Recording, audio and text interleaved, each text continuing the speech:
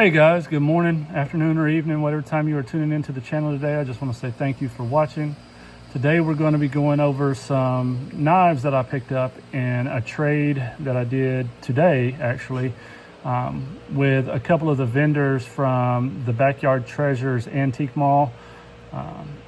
I went over there this past weekend and filmed a little bit as I was there, as well as Sadie's Flea Market. Well, I had one of the vendors reach out to me and was interested in some sports memorabilia that I had spoken to them about.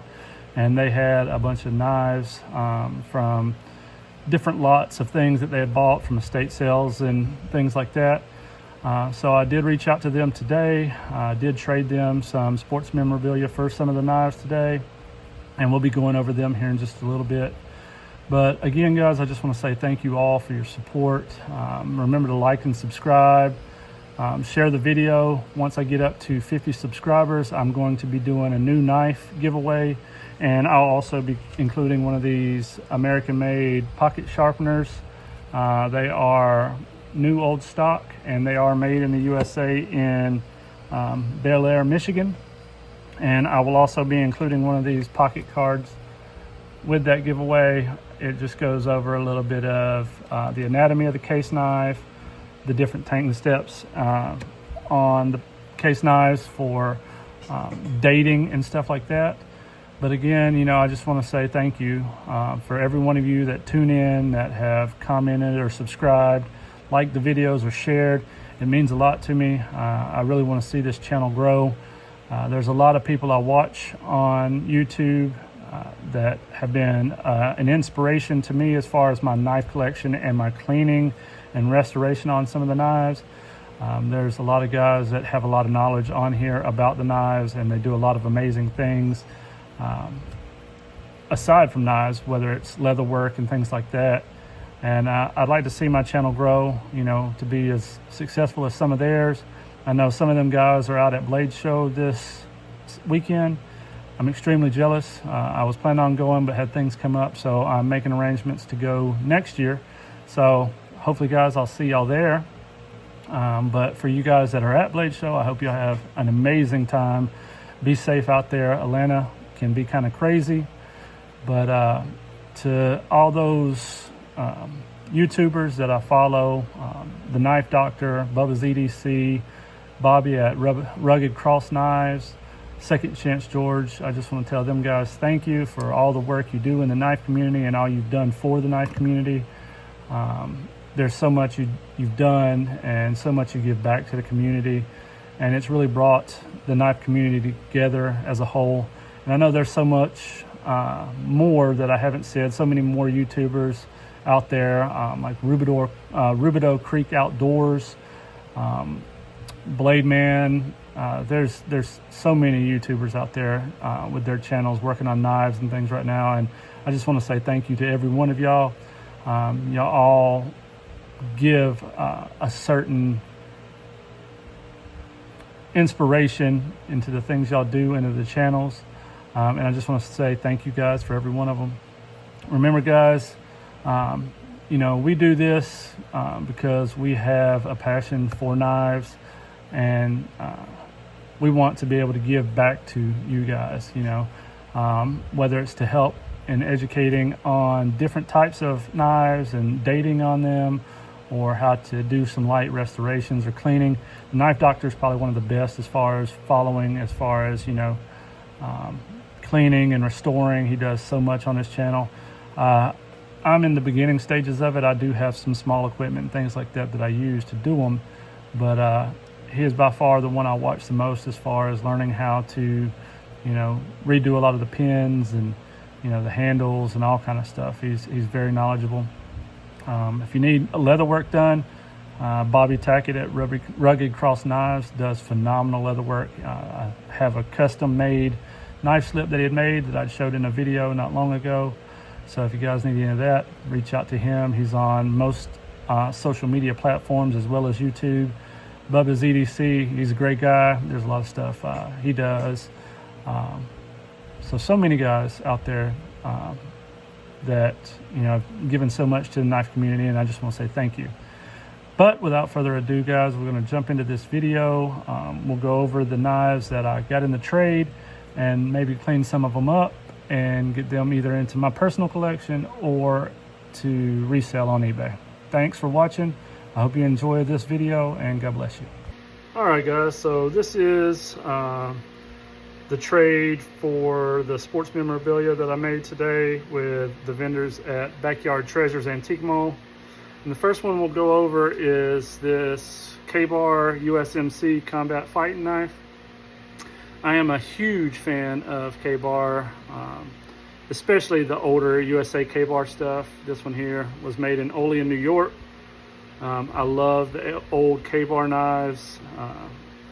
Only problem I have with this one, it is the USMC version. There is an Army version, and if anybody out there has one and would like to trade for a USMC, I'm all for it. Not to say anything bad about the United States Marine Corps, but I'm an Army guy, and you know, either way, it's still an incredible knife. The sheath was in very good condition, has one little scuff in it here. But I have already saddle soaked it, and I'm just waiting on it to completely dry, and then I'll come back and put some conditioner on it. Next is this Vintage Trade USA 80T. I love some of the older old timers. This one is a big Stockman, but the blades have so much life in them. Other than the surface rust, which I think will come out with my steel wheel brush on my Dremel, most of that I think will polish out, and I think once I do that, I think it's going to be a really good looking knife. I haven't decided if I want to put this one in my personal collection yet or to resell it, but if there's anybody interested in it, just let me know in the comments below. This one here is a Vintage Imperial. I liked it because it has the little, I believe it's a Viking on the front, but it was nothing, you know, super, you know, impressive. But what I did like about it is the tang stamp on it. It is from 1930 to 36, so it was only a few short years that this knife was made. It is a very good looking knife for the age and in great condition, so I picked that one up. This one as well, this is a Hammer brand.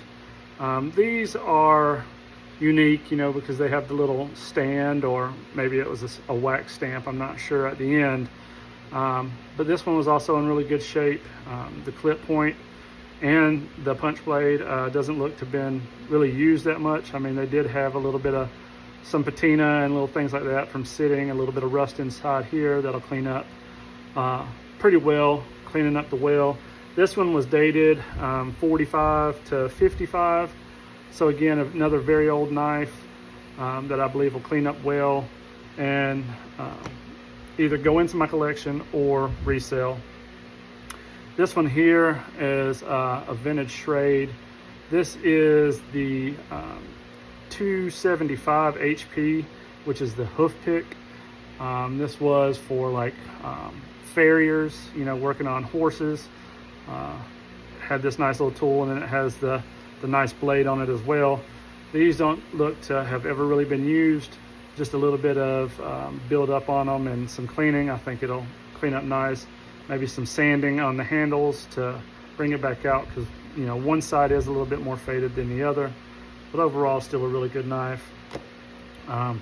This was in the lot. This is a Klein Tools USAA little multi-tool. It has some good features on it. It does have a couple blades and saws like that. I'm gonna have to get in contact with Klein though. There is a couple pieces on here that's broke, like the tip of this blade, which I can always reprofile that and change the blade out, and then the file. I might just cut it off the rest of the way until, and just have it as a spare multi-tool in one of our vehicles here at home. This is just a little little credit card knife. They're pretty cool. They just fold up into a blade if you need one. This is a Imperial Ireland. I'm not sure what happened to the scales, but it leaves me open to kind of decide what I'd like to do with it. If I could either find some scales that might go on it or try to make something custom. But the blades on it are really in good shape. I usually don't care too much about Imperial Ireland, but it was in the lot, and the blades are actually in really good shape. So not too bad there.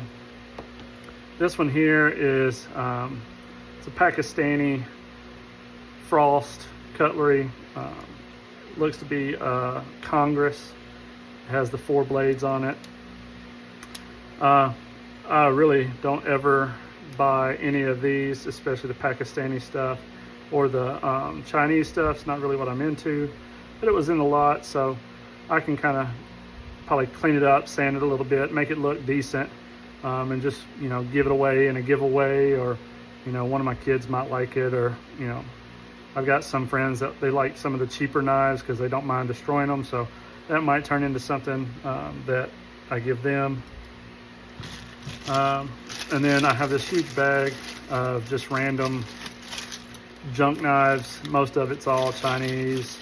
That was part of the set. So for what I traded, I feel like I came out pretty even, maybe even a little bit on top, just because on eBay, you know, the K-bars are going on average upwards of 75 plus. I've seen a few of the 8OTs are $40 or more. The hoof pick on eBay, some of them have been going for upwards of $30. I'm not real sure about the Imperial and the Hammer brand here, but I believe they should do well on eBay if I sell them. The Klein tools is a nice USA made tool. I'm assuming new, they're probably over 20 or 30 bucks. So even in this condition, if I decide to get rid of it, you know, still probably $15, $20 once I repair the tip of that one blade. So I don't think it's a real bad trade, guys.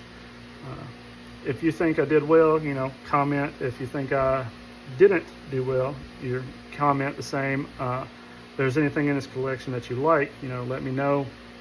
And again, if you're interested in anything that you see on the screen, or I do have some others outside of this screen, you know, like this old little old timer. It's a Schrade 3OT, this little vintage K-bar, Cleveland, Ohio, which is actually made in Japan. And then there's this little Gerber that you guys might have seen in one of the other videos that I had picked up in an auction. This is the little 425. But most of this stuff, you know, if it doesn't go into my personal collection, it's always available for trade or sale. So if you're interested in any of it, just let me know.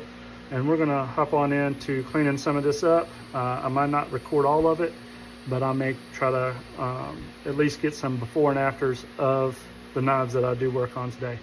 I'm glad you guys are here. Thanks for watching again today. And I hope you stick around for the rest of the video. And God bless you guys. I am thankful for every one of you here. All right, guys, so this is the first one we're going to be taking a look at today in cleaning. This is that 8OT old timer. As you can see, there's a lot of surface rust and buildup on the blade. We're going to work on cleaning all that off, getting this well cleaned out. There's some buildup in there. But once I get it done, I will show you the video of what it looks like. I don't want y'all to have to stick around and watch me clean the whole knife. But if you have any questions about it, feel free to ask in the comments below. But once I'm done, I will give y'all a brief look at what it looks like after. Thanks. All right, guys, as you can see, we're about halfway done with the knife. This is right after I'm finishing up with the Dremel and the steel brush. As you can tell, that most all that rust that was on the blades is no longer there. There is some patina, but again, some of that may disappear as I continue working on the blades and polishing it out. But just from the initial cleaning with the wire brush, you can already see how much shinier the bolsters are, and even the blades, how much cleaner they look. So overall, I think it's going to turn out well. And once I get towards the end, I'll give you another little quick update as to what the finished product looked like. Alright guys, so this is about an hour total of work I put into it.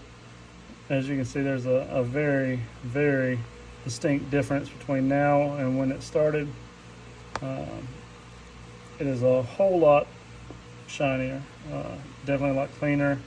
that well is free of all the rust.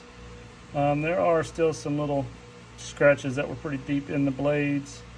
I don't know if somebody tried to put them on a grinder or what. But I took out most of those scuffs that I could, shined the blades up, I polished them out. The blades, I start out at about 400 grit and go up to 1,000 because I don't want a mirror finish on them. But the bolsters, as you can tell, I do like a mirror finish on the bolsters, and they turned out really nice, I feel like. Those I go all the way up to 5,000 or sometimes 10,000, just depending on what kind of sandpaper I got. So from start to finish, I mean, I think that there is a huge difference. I'm very pleased with the way it cleaned up. I knew it would clean up well. I'm glad you guys stuck around. I hope you enjoy the results. And we'll probably work on some of those other knives on another video. I don't want this one to be, too long for you guys, but thank you for tuning in. Thank you for watching the video. And if you're interested in this knife or any of the ones you've seen today, just comment below. Well guys, that's going to conclude our video today. I hope you enjoyed the video. Remember, like and subscribe, share the video. Again, if we make it to the 50 subscribers, we're going to do a giveaway on a knife and a knife sharpener. I wish every one of you the best of luck. Thank you all for your support. God bless and have a great weekend.